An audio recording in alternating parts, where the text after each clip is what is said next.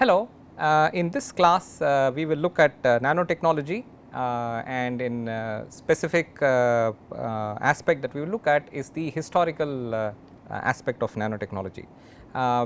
As you are probably aware that in the last say 20 odd years there has been a lot of talk of nanotechnology, maybe closer to 30 years. I will show you some data in that context. So, if you know researchers, you say university professors who have been either students or researchers in the early 80s and then went on to become faculty members. Now, if you ask them in the 80s, there was no, in 1980s for example, there was no specific mention of nanotechnology as a significant field or an area that where people were carrying out research. That has dramatically changed. As I mentioned in our previous class, today it is almost impossible for you to meet a person who is working in the area of materials, who is also not doing some work in the area of nanomaterials. So, that is a dramatic transformation of the state of affairs with respect to research in the space of 30 years. And once in a way this happens, once in a way, like a completely new field opens up and then everybody then sees value in moving to that field. So, this is what has happened in the last 30 years or so, but at the same time it is if you look at popular literature, it appears that nanotechnology is then therefore restricted to this 30-year period that you hear about. But actually if you look at the history of materials used by human beings, you will find that there is a very interesting story which goes back many centuries, and nanotechnology has been sort of a hidden aspect in many things that we have done for many centuries, and today we will try to put this whole story in some sense of perspective. But to begin with, let us first understand why we should have any interest in the field of nanotechnology. So, to get started with it, our learning objectives for today's class are to become aware of the early use of nanotechnology, which is something that maybe as I said less of us are familiar with. Then we will also see the modern discovery of nanotechnology, and I put discovery within quotes because as I said the field has been around. People didn't consciously realize that it is something that is very interesting, very different and so on, and as you see today's class you will get a sense of what I mean. And so there was a certain discovery of nanotechnology some years back, even though it had been around for a pretty long period of time. We will also finish this class with a review of the extent of recent work in the field of nanotechnology, to give you a sense of the scale to which things have moved in this area and the extent to which people are working in this area. I think some numbers will bring that out quite dramatically. Okay.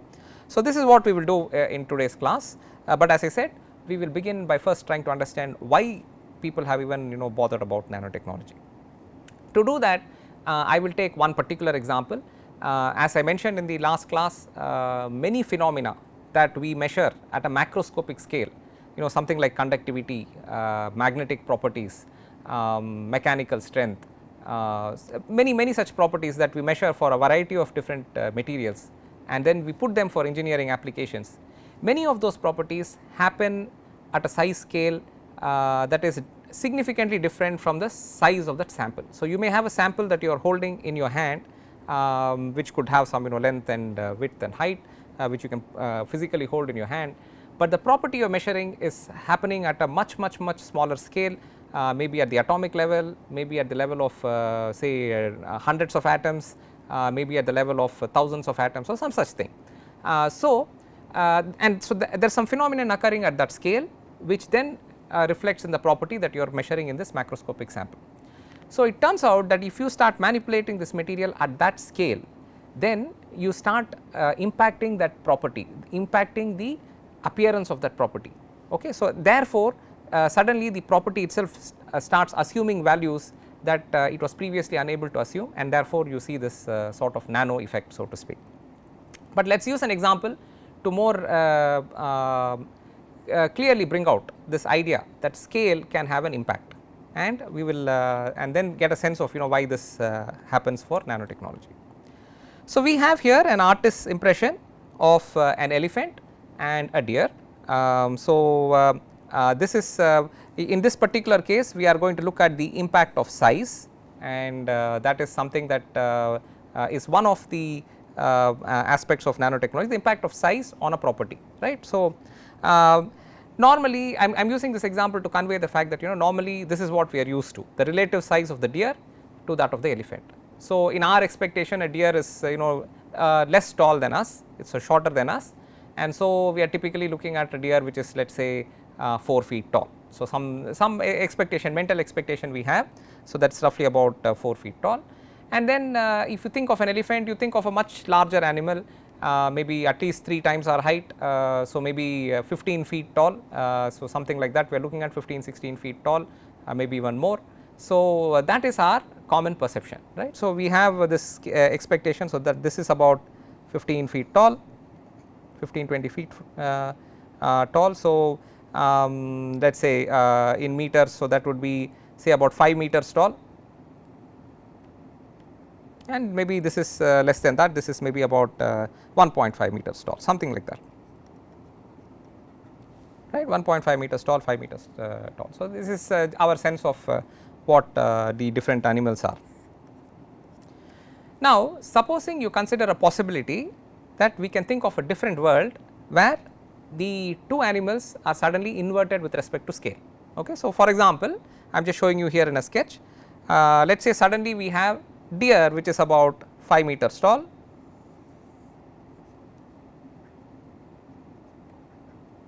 and the elephant which is now 1.5 meters tall.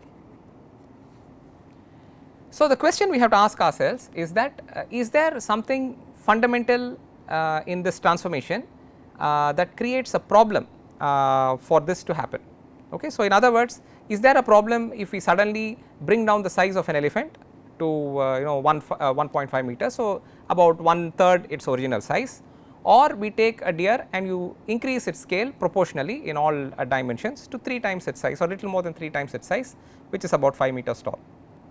So, we have to understand, is there a difficulty, and if there is no difficulty, of course there is nothing much to discuss here, but is there a difficulty, and if so what is the source of that difficulty.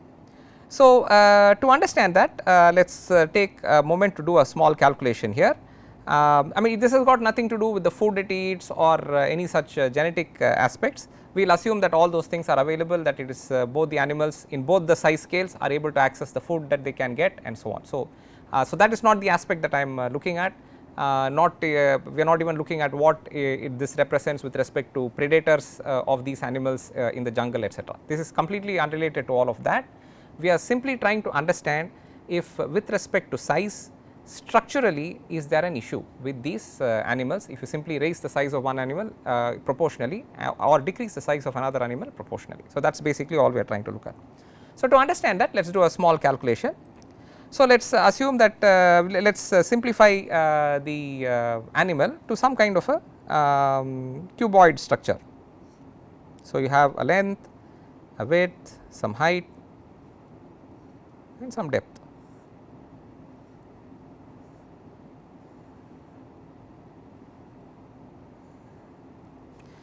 Okay, so now let us see if let us consider the possibility that this is being tripled.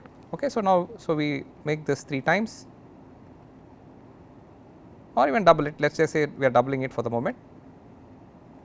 We double everything.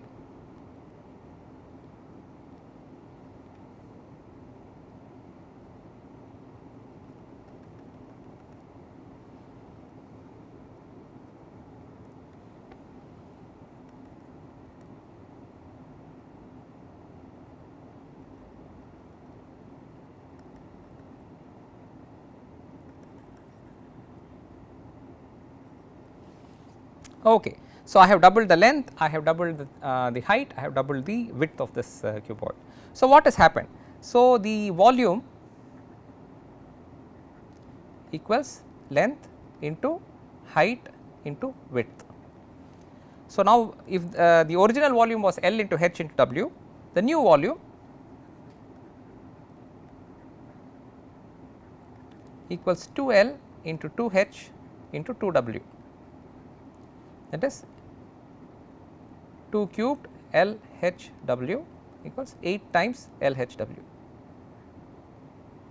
right. So the volume of this, so if you take any animal and you increase its height, you increase its width and you increase its length, all you double each of these quantities, you suddenly find that the volume corresponding to that animal has gone up by a factor of 8.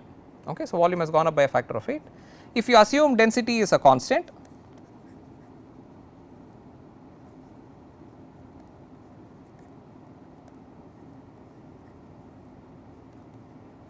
and it has a value say rho, then weight of the animal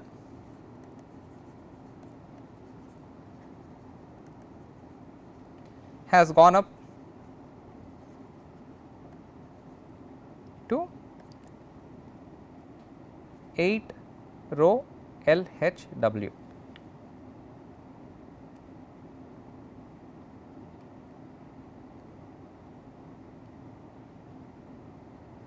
Okay, LHW. So, weight has gone up by a factor of 8, right. So, factor of 8 it has gone up. So, now let us look at the what is the impact of that. So, weight has gone up by a factor of 8.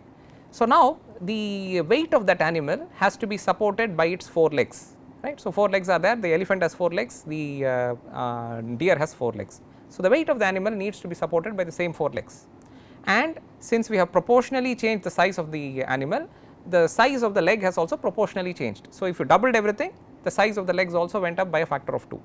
So, how is the weight being held? The weight is being held by the leg, and essentially the whole load is being held by the cross section of the bone. The bone's cross section is what holds the weight, it is the one that supports the weight of the animal. The bone supports the weight, and in particular the stress is being taken by the cross section of the bone. So, if you take the bone,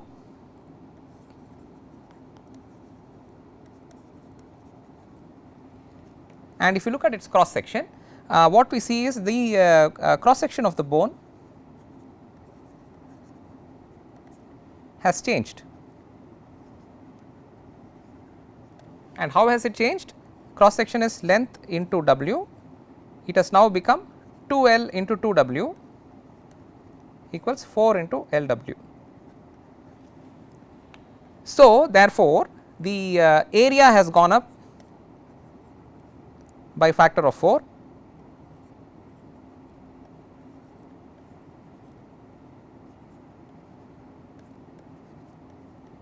So, that is what we got here. Weight has gone up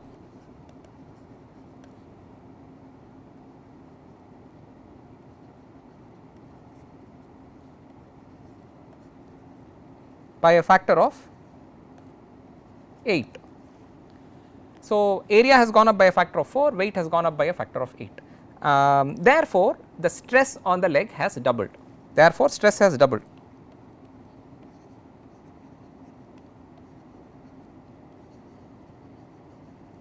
On the bones.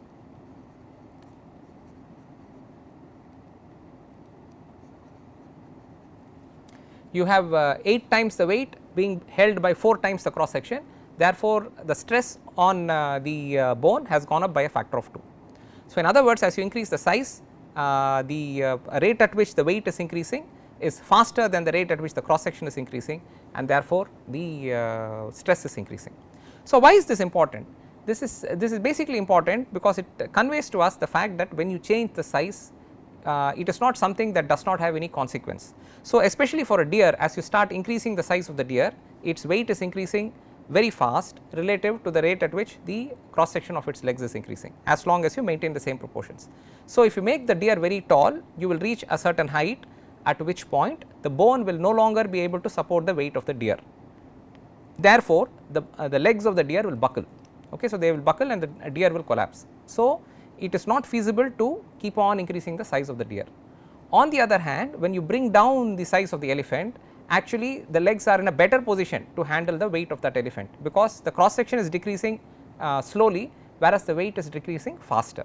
So, therefore, bringing down the size of the elephant is not something that gives us a structural problem, but increasing the size of the deer gives us a structural problem. Therefore, when you go from a reality that looks like this to a hypothetical situation that looks like this, we have a problem with the deer being supersized, but we do not have a problem with the elephant being decreased in size. So, the point I am trying to convey here is that the size has an impact in ways that we are not that are not apparent immediately. So, there is something internal going on which can have a size related effect. So, in this case when you are increasing the size of the animal, the aspect that is important to us is the stress that is being taken by the bones, and that is not something that is immediately apparent to us. So, you think you can keep raising the size of the animal and it does not actually happen that way. There is a limit that you will hit, after which the animal will no longer be able to structurally hold itself up.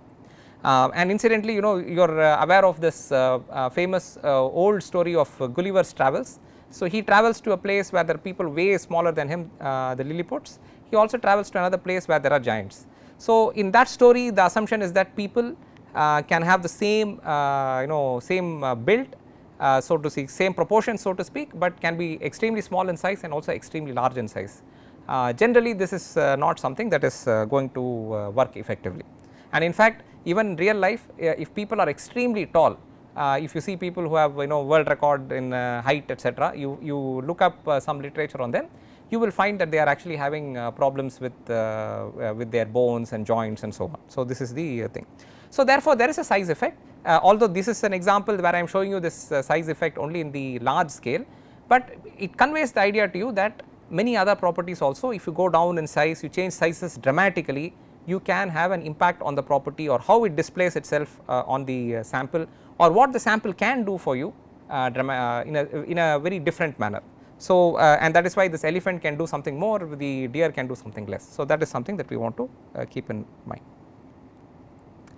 So, now let us look at the history of nanotechnology. As I said, this is something that we keep hearing about only the last 20-30 years, but if you actually go look at what is around, what is still survived as historical artifacts, you will find that there is something called stained glass. And please note, this is not from 20 years or 30 years ago, this is from 5th century CE to 15th century CE. So, 5th century to 15th century common era. So, this is from quite some time back, you are looking at 500 to 1500 years ago. In many of the churches you will find this stained glass. This particular one is somewhere, this is the glass that you see on this slide is based on a photo that is credited here. So, you can see that this is the place where this photo is available, and this is said to be a glass that is from somewhere in the 11th to 12th century time frame. So, in those days they would have the stained glasses which were available on church windows and so on, and it turns out that at that point people did not know exactly how they were getting this kind of coloring and so on. It turns out that today people have done a lot of research on the stained glass that is available in churches, and they find that there is presence of nanoparticles of silver and gold available in this church glass, and that is the reason why the glass has the red color or other colors that you see there. The presence of those nanoparticles decides what color is there, and they are able to use that accordingly. So, this is very interesting. This is 500 to 1500 years ago. I will give you 3 examples of this nature. This is one of them, 3 historic examples which show the existence and use of nanotechnology from a long time ago, and this is one of such example. Also along similar lines, there is this cup called the Lycurgus cup, and these are all not some mythical objects, these are actually there. You can go to many places in Europe and see those stained glasses that I showed you in the previous slide. This particular cup, for example, you can actually see in the British Museum, and more specifically the information that is available suggests that it is in room 41 of the British Museum. Again, this is a photo for which the credits are out here. You can see the original person who took this photo, information is out here.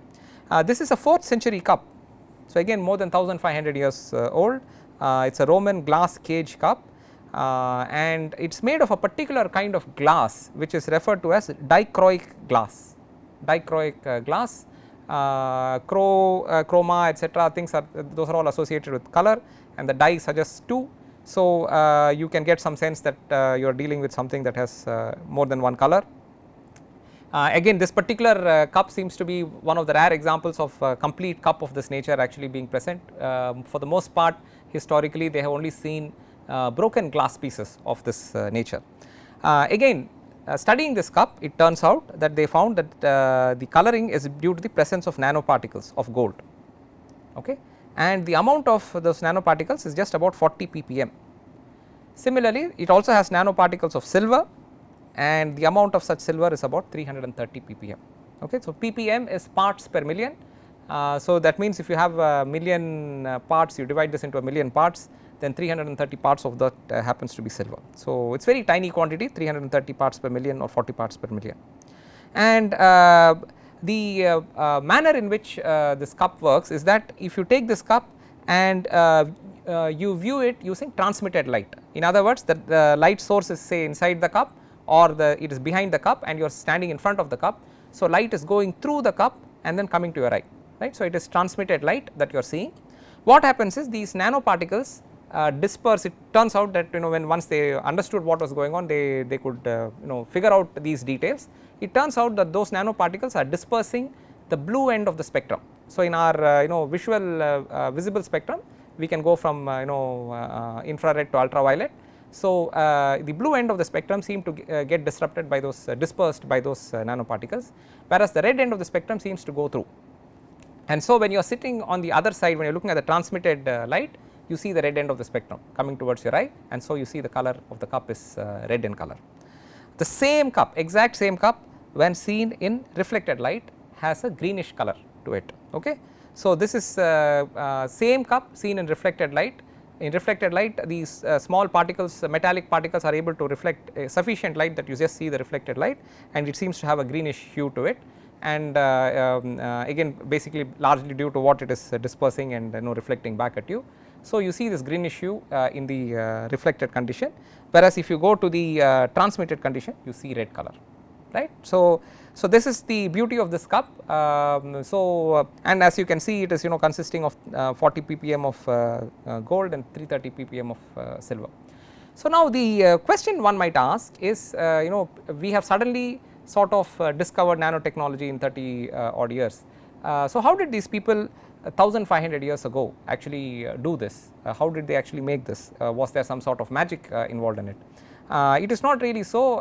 The best understanding of the situation is that to some degree the synthesis process involved a lot of dilution of various constituents that they put together to make the glass, and in the dilution process there were also some impurities either incidentally or accidentally present in the material in the form of gold and silver, which then got diluted very significantly as they made the glass. And in those days much of the activity was some kind of a fixed formula activity. So, many times they would make something and not really know which step in their process was resulting in which property of that material. So, that understanding was still not there, they were still evolving that understanding. So, just to be safe, they would follow the same process like a recipe down to the letter. So, they would source the ingredients from exactly the same place, put it in furnaces that they knew would work, and then process the material using machines and people that they knew. So, it was an art and they did not dare change any formula in it, because they were not sure exactly which part of that step, which step in the process was affecting that property that they were seeing. So, they would just stick to this art and they would pass it on from generation to generation to generation. So, these used to be secret arts that were held together, closely safeguarded by families, because their livelihoods depended on it. And so, often there was no clear understanding of why something was happening, but they knew that they could get that result. So, they would just follow that formula carefully.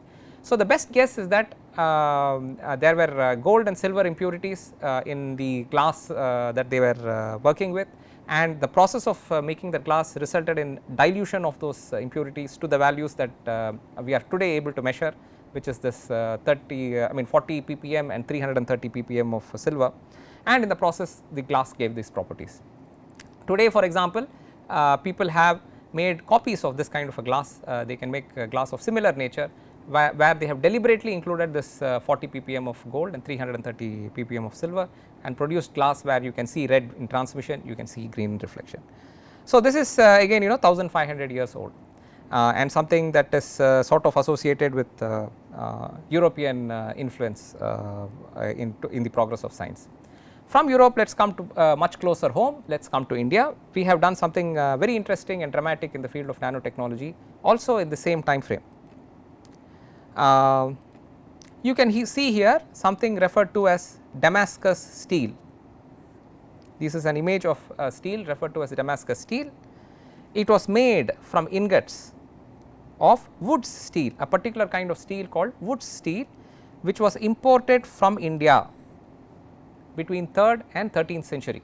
Okay. So, all over the world they used to import this steel from us, and so, I mean Europe was the major place at that point in time.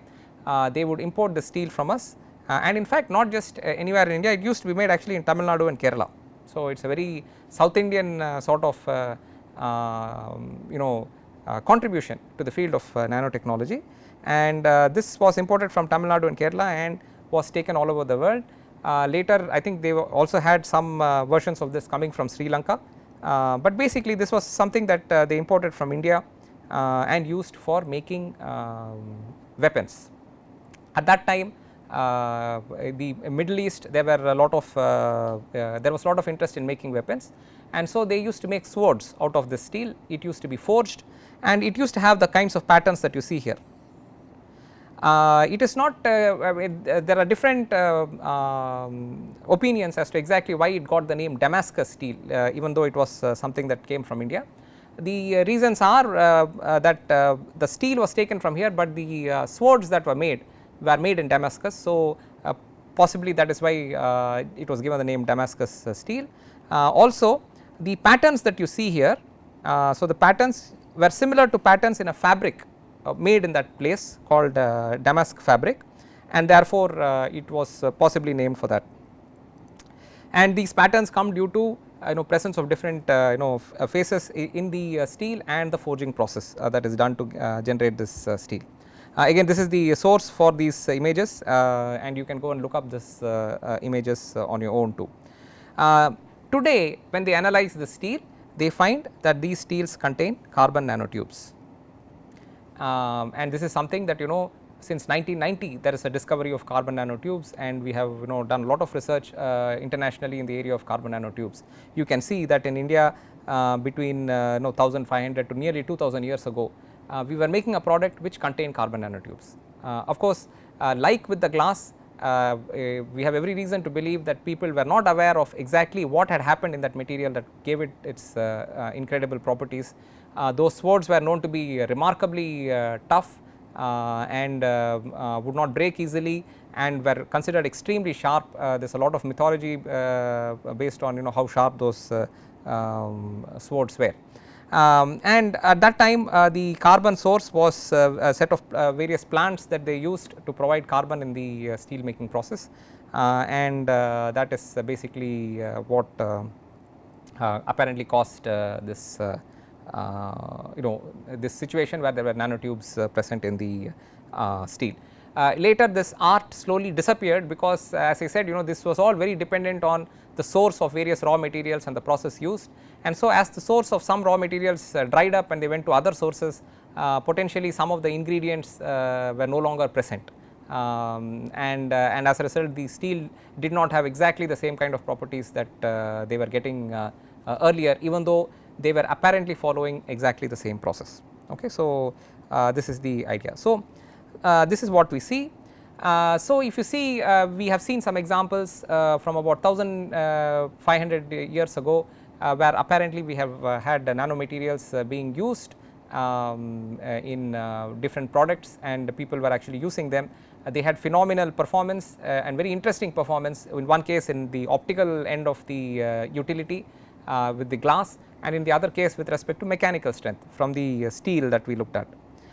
If you look at modern day, our modern day intersection with the field of nanotechnology, in many ways it traces itself back to a talk in 1959 given by Richard Feynman, a famous physicist, where he systematically described the ideas of nanotechnology and various issues associated with those ideas.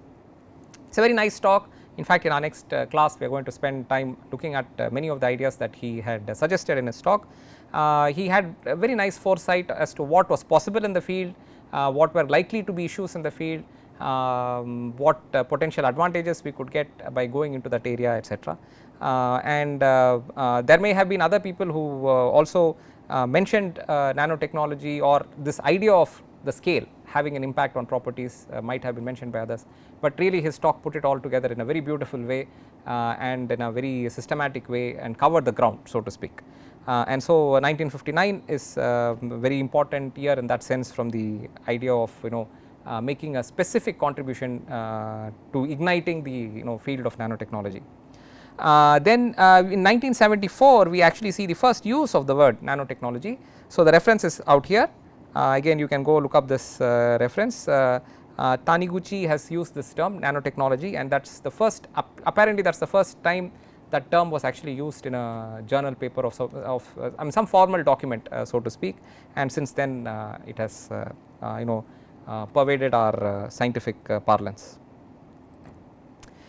If you look from then till now, we saw some historic thing 1500 years ago, we saw something say from the 60s, so you are looking at some 60 years ago, so to speak, and from there if you look towards the current day scenario, you can see here the number of journal publications and the year in the area of nanotechnology.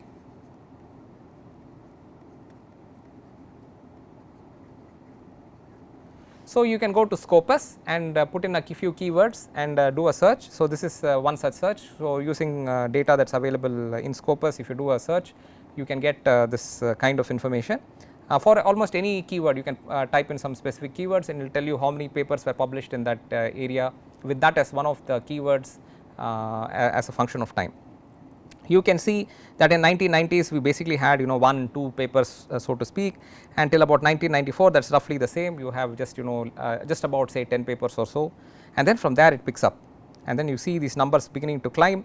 You can see here it climbs up here, and then you are looking at in a more modern times, if you see, you are looking at numbers of around 10,000 papers per year. So this is sort of the graph we have. It keeps increasing. I am just drawing a trend line, so to speak, and today it is somewhere here, okay, and maybe it is a little bit dropped, even a little bit, but this is what we are looking at. So you can see here that suddenly in the space of, let us say 2000, from the year 2000 till about the year say 2010 or 2015, so in this 15-year time frame we have gone from having a few tens of journal papers in the area of nanotechnology to about 10,000 papers or even more. That is 12,000, so that is 10,000 for you. So somewhere there, so maybe about 11,000 papers per year which are coming out in journals, a variety of journals in the field of nanotechnology.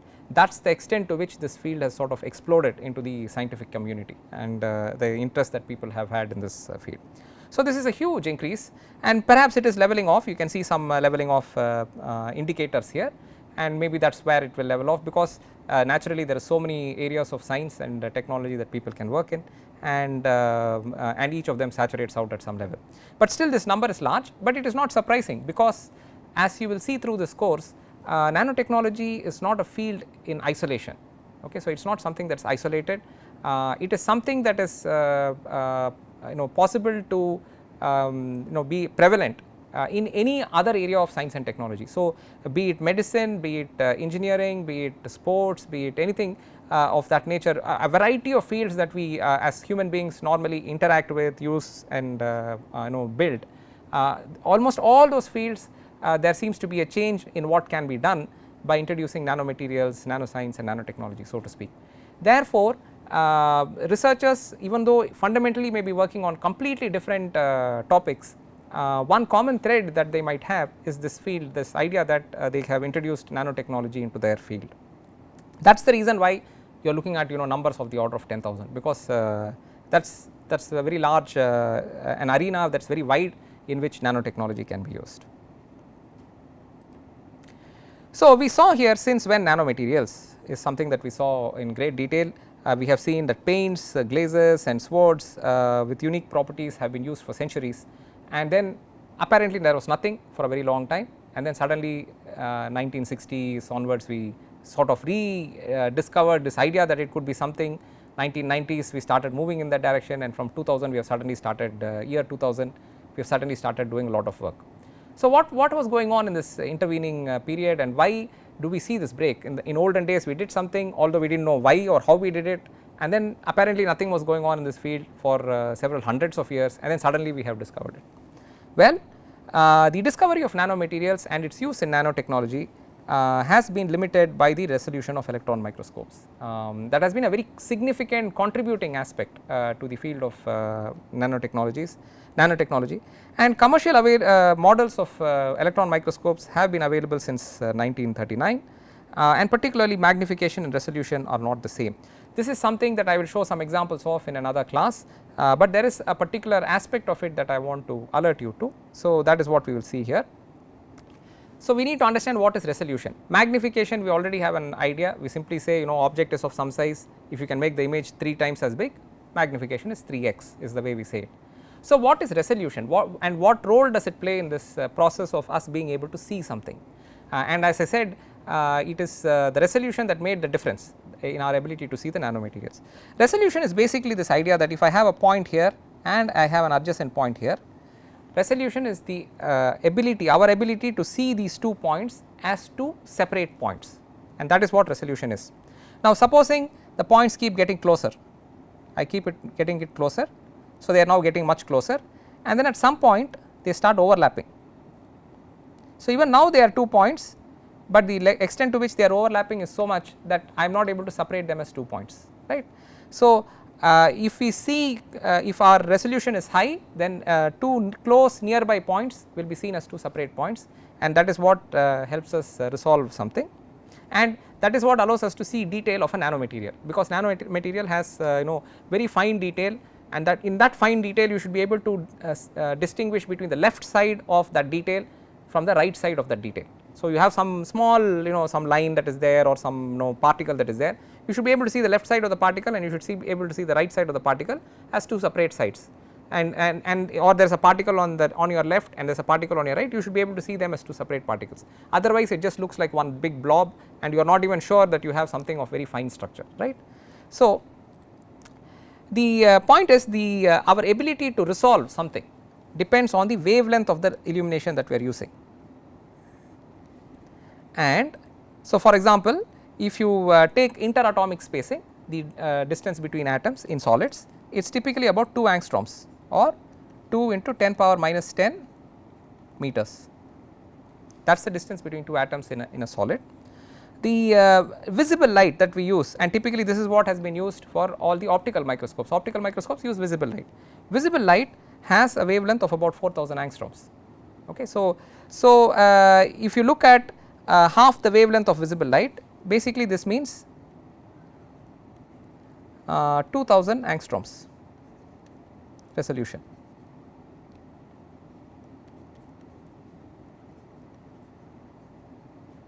Which means what? It means that if 2 points are 2000 angstroms separated from each other, I can see them as 2 separate points. But atoms are not 2000 angstroms apart, they are 2 angstroms apart, which means I cannot see 2 atoms which are sitting next to each other as 2 separate atoms. So, in fact, in 2000 angstroms I will have 1000 atoms. 1000 atoms together I will see as one particle, then the next 1000 atoms I will see as another particle. Less than this I will not be able to see. On the other hand, electron microscopes use electron beams, they do not use visible light, and their wavelength is about 0.025 angstroms based on the operating condition of the electron microscope, which in this case I have simply given an example of 200 kilo electron volts. So, now it turns out that with the electron microscope, the way the optics of the microscope is set up, you do not get half the wavelength of the illumination being the resolution, you get actually something little worse than this. So, typically resolution is of the order of 1 angstrom.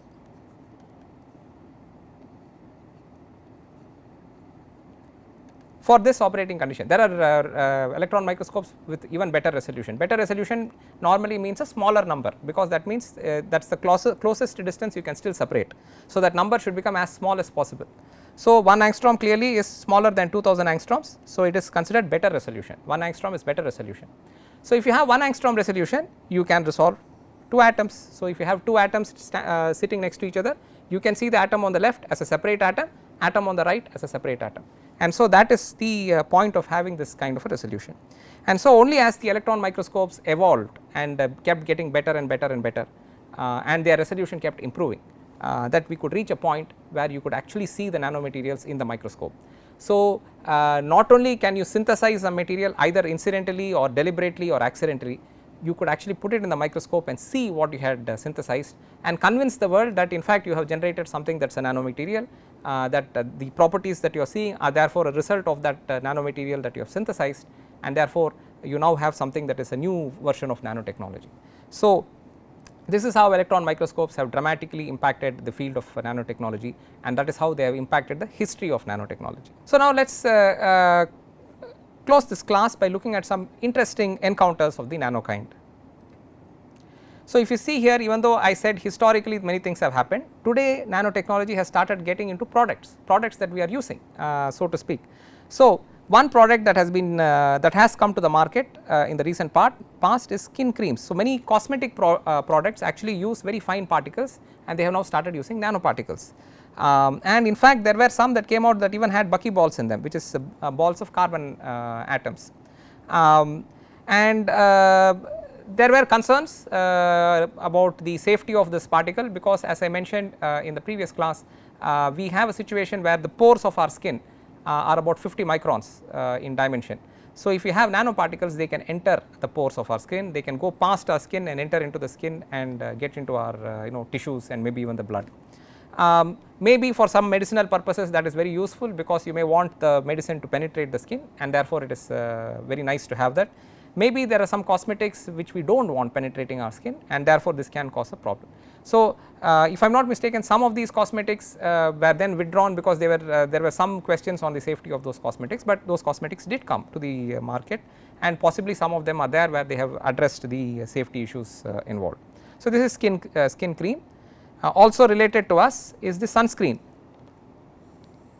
with nanoparticles of zinc oxide. So this is the kind of the white thing that you see many sports persons wear as they are out there in the sun as they go about playing. So thus sunscreen consists of is seen to some versions of them have this nanoparticles of zinc oxide. So again this is something that we are wearing on person, so to speak. We also have some versions of cloth that people are working on, which consists of anti-static and wrinkle free wrinkle resistant clothing. This anti-static feature is very useful in cold countries where it is where you can have dry weather, and therefore charge builds on you, and then when you go touch somebody, or you shake hands with somebody or you touch furniture, you will get a spark from your hand.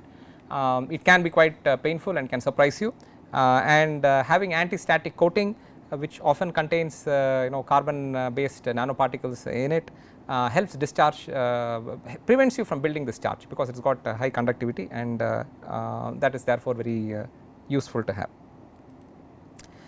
Also recently people have started doing nanostructured films for anti-reflective coatings on glasses. So eyeglasses that we wear, often the quality of the glass as a user experience is significantly impacted by what light is reflected by the surface of the glass. And if you see lot of reflection, it affects your ability to see through the glass, because not only you are seeing through the glass, you have to fight the reflections which are also causing glare on your glass. So nice clear glass means it has got good anti-reflective coatings on it, and the main parameter there that they are trying to control is the change in refractive index when you go from the glass to air. Okay, so glass will have a refractive index, air will have a refractive index. If the difference is significant, you see some reflection, right. So now using nanostructured films, they make the change very gradual, and if they make the change very gradual, you do not have reflections. So you are able to mitigate reflections dramatically, and therefore coatings are coming for glasses, even for plastic lenses, where they are able to control the reflections that happen from it. So these are all products that we could potentially wear or use in person, which have impact from the nanotechnology field, right. So there are some more products also. I will just give a few more here. So for example, tennis rackets. So in tennis rackets, one major parameter is the stiffness of the racket. So as you hit the ball and so on, it has to be a stiff racket, only then the energy is transferred to the ball very effectively. And in recent times, there are companies who have looked at improving the stiffness of the racket using carbon nanotubes. So, they do advertise that they have rackets which have carbon nanotubes in them, and that has increased the stiffness of the racket.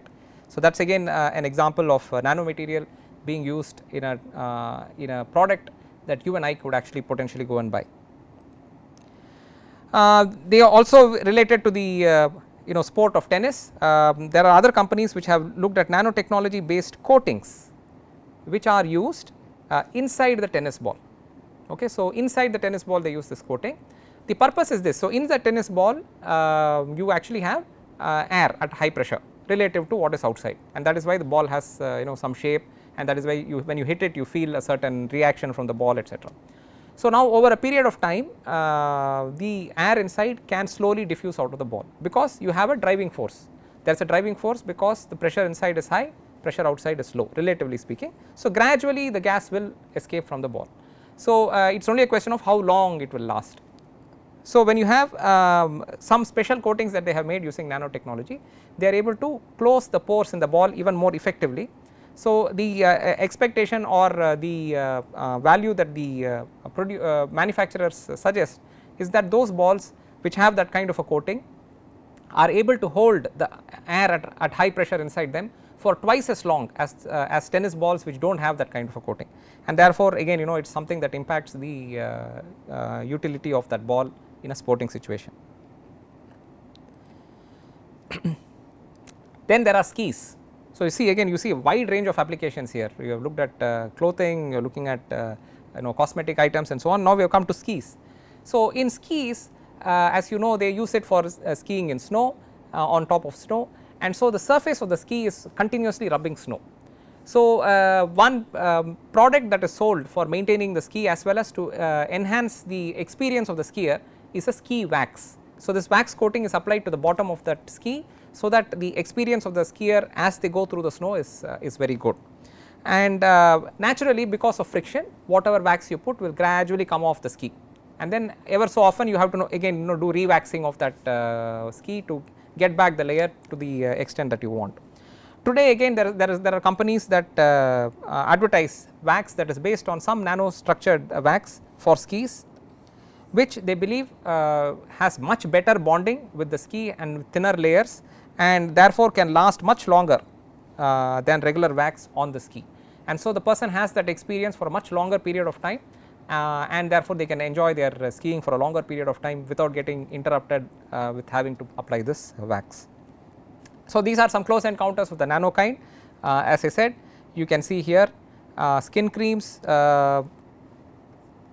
sunscreen, anti-static wrinkle resistant clothing, anti-reflective coatings on glass, tennis rackets, tennis balls, and skis. So, these are all a wide range of applications where nanotechnology has become prevalent.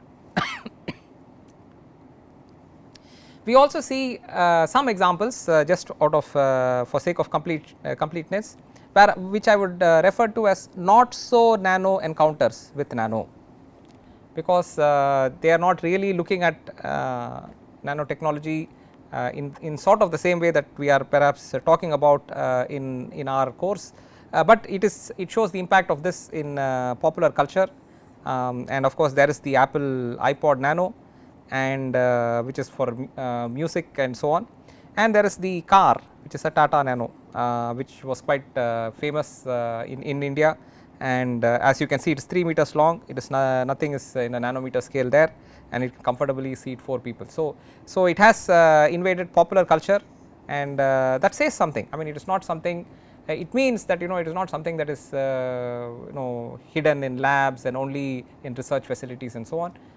The general public who may not even be involved in scientific activity in the formal sense are also using this term, and it means something to them, and we have to be aware of it as scientists, that that it is there, and therefore when we explain nanotechnology to the general public, we should understand that they may have a different perspective of it, and we would have to make a little extra effort to convey this idea to them.